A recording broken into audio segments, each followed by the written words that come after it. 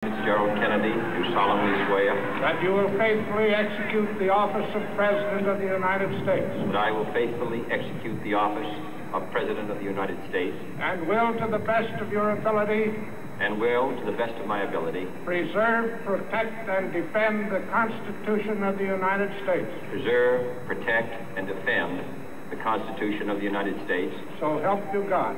So help me God.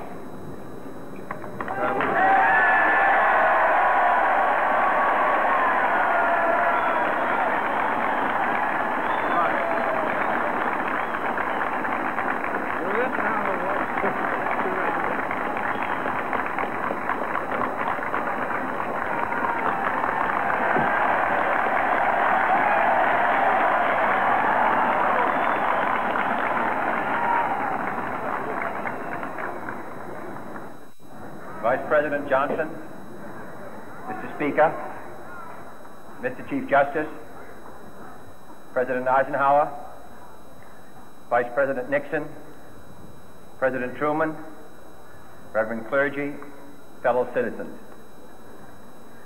We observe today not a victory of party, but a celebration of freedom, symbolizing an end as well as a beginning, signifying renewal as well as change.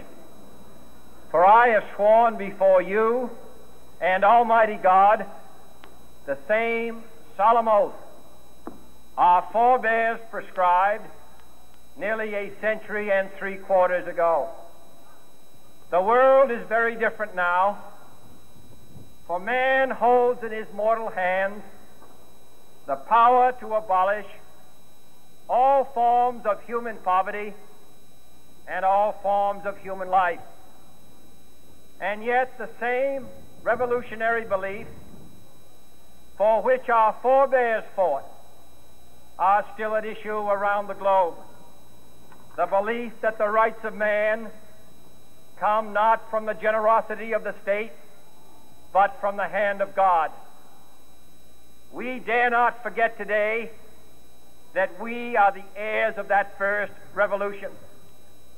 Let the word go forth from this time and place to friend and foe alike that the torch has been passed to a new generation of Americans born in this century, tempered by war, disciplined by a hard and bitter peace, proud of our ancient heritage, and unwilling to witness or permit the slow undoing of those human rights to which this nation has always been committed and to which we are committed today at home and around the world.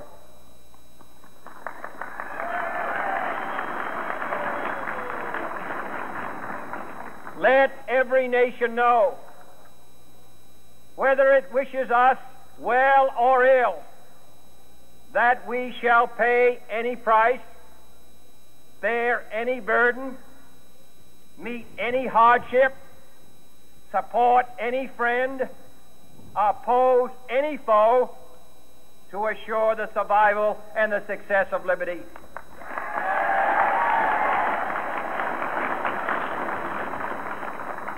This much we pledge and more.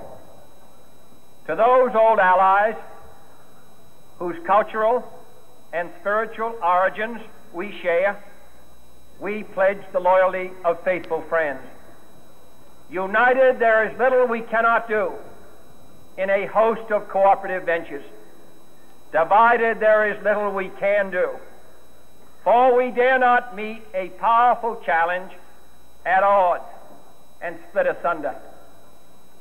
To those new states whom we welcome to the ranks of the free, we pledge our word that one form of colonial control shall not have passed away, merely to be replaced by a far more iron tyranny.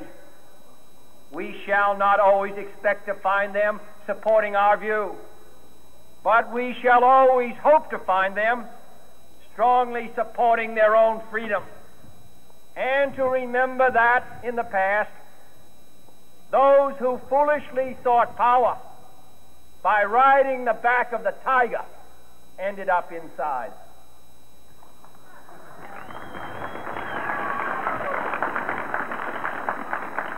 To those people in the huts and villages of half the globe struggling to break the bonds of mass misery, we pledge our best efforts to help them help themselves for whatever period is required, not because the communists may be doing it, not because we seek their votes, but because it is right. If a free society cannot help the many who are poor, it cannot save the few who are rich.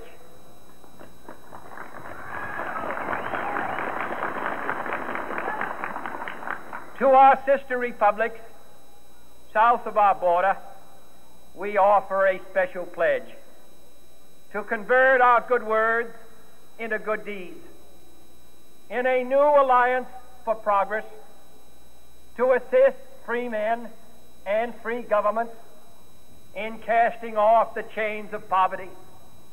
But this peaceful revolution of hope cannot become the prey of hostile powers.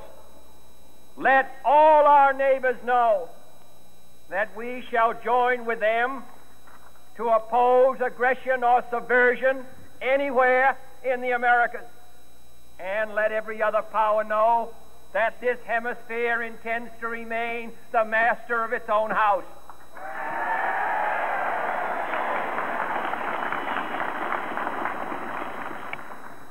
To that World Assembly of Sovereign States, the United Nations, our last best hope, in an age where the instruments of war have far outpaced the instruments of peace, we renew our pledge of support to prevent it from becoming merely a forum for invective, to strengthen its shield of the new and the weak, and to enlarge the area in which its writ may run.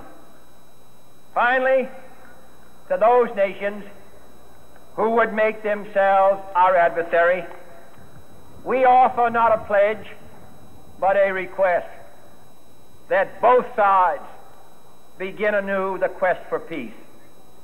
Before the dark powers of destruction, unleashed by science, engulf all humanity in planned or accidental self-destruction, we dare not tempt them with weakness, for only when our arms are sufficient beyond doubt can we be certain beyond doubt that they will never be employed. But neither can two great and powerful groups of nations take comfort from our present course, both sides overburdened by the cost of modern weapons, both rightly alarmed by the steady spread of the deadly atom, yet both racing to alter that uncertain balance of terror that stays the hand of mankind's final war. So let us begin anew, remembering on both sides that civility is not a sign of weakness, and sincerity is always subject to proof. Let us never negotiate out of fear, but let us never fear to negotiate.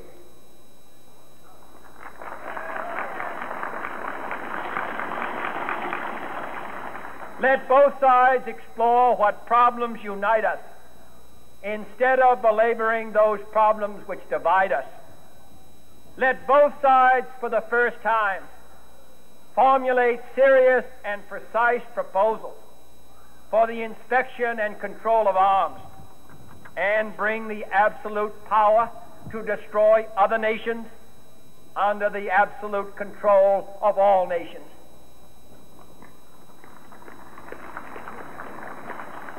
Let both sides seek to invoke the wonders of science instead of its terrors. Together, let us explore the stars, conquer the desert, eradicate disease, tap the ocean depth and encourage the